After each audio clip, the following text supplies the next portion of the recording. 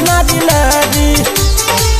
जे भी ध्यान में धके मांगे सिरावा झुका के ओकर जिंदगी सफल होला। जय मां सरस्वती नारा लगा सुतल भगिया के अपना जगह। जय मां सरस्वती नारा लगा सुतल भगिया के अपना जगह।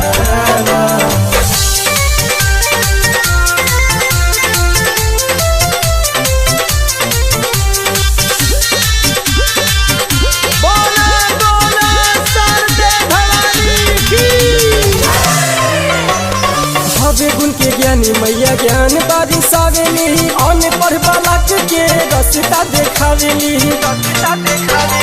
हवे गुण के ज्ञानी मैया ज्ञान बारिशावेली।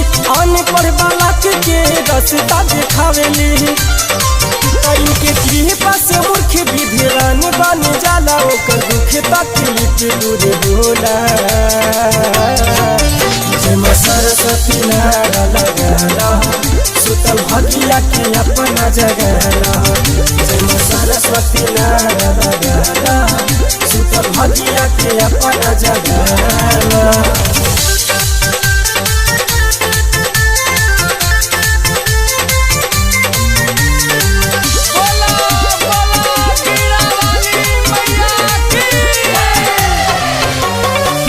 कैले माता सरस्वती के भजनमा ओकरा के देली माई ज्ञान के ध्यानमा।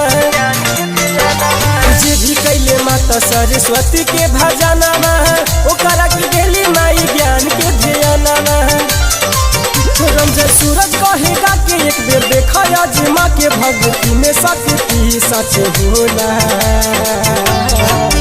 जय मां सरस्वती नारा लगा सुतल भगिया के अपना जगह। जय मां सरस्वती नारा लगा सुतल भगिया के अपना जगह। सरस्वती मैया हई जग के दुलारी। महिमा जाने लाइन के सब नारी नारी। जे भी ध्यान में धके मांगे सिरावा झुका के ओकर जिंदगी सफल होला। जय मां सरस्वती नारा लगा सुतल भगिया के अपना जगह। जय मां सरस्वती नारा लगा सुतल भगिया के अपना जगह।